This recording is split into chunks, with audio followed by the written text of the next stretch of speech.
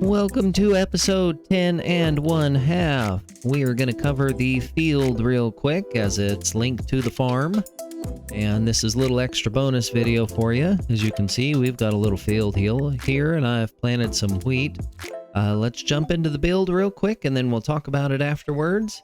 This is going to be a pretty quick and easy video. As you can see, there's not much going on. Let's get to it.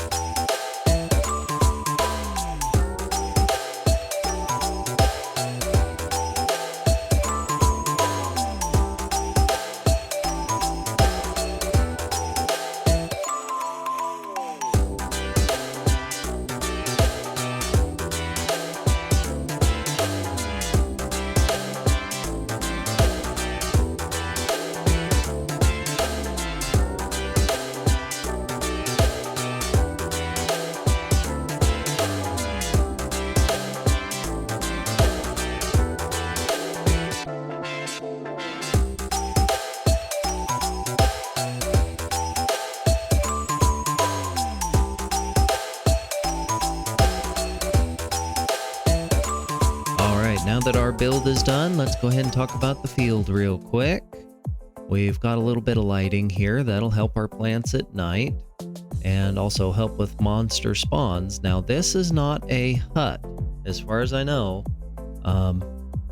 The field hut, or the field block, which is this square, if I could speak, the scarecrow model here does not qualify as a hut block to the best of my knowledge, which means that monsters can and will spawn within this schematic, unlike the rest of the blueprints that we've looked at so far. The other choice that I made is that I went ahead and enforced dirt placement, because if I used the dark placeholder blocks, so this guy right here, wherever this is, the builder will place a solid block if there's nothing there. Otherwise, he will leave a solid block there. And the problem with that is if for some reason you had, let's say, cobblestone or stone and dirt. So let's say we were building our farm, this little 4-block area over this space. Well, the farmer would only be able to till these two dirt spots and turn them into farmland, right?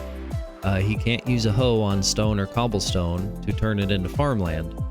So in order to ensure that we have the farmland as I've laid it out here, I've used dirt inside of the sandbox. And of course, this is just an 11 by 11. It's the same size as the rest of our schematics. We have our water block. I'm sure you noticed that I placed in there. And that will keep the field wet, or the farmland. It'll keep water around for that. And I can't show you because we don't have a active colony to be able to load this up and show you what the user interface looks like. But the farmer will work up to 5 blocks away. So this is 1, 2, 3, 4, and 5. I could have brought this all the way out to here. I usually never do. I don't know that the farmer will do anything with the sand blocks. I know in some cases I've used a ring of cobblestone around it to keep him contained if the field was smaller than the 5 by 5, but within this user interface you can edit how many blocks out the farmer is allowed to use. You could set it down to 3 blocks and he would only grow plants in this small 3 by 3 area. One other thing of note, I believe, is just if you are making this an upgradable decoration. So if we grab a deco controller here and you would just paste this wherever you want to.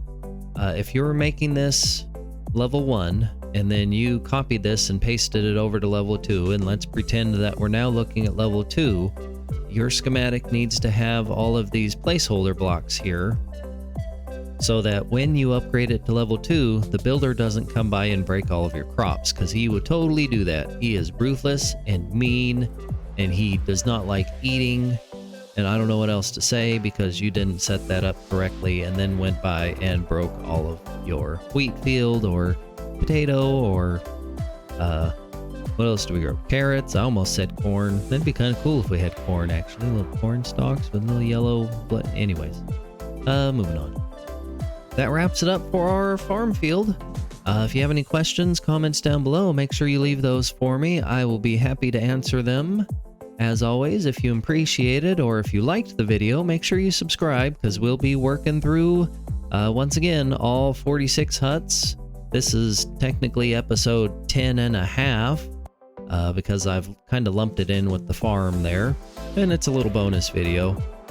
This is technically a decoration.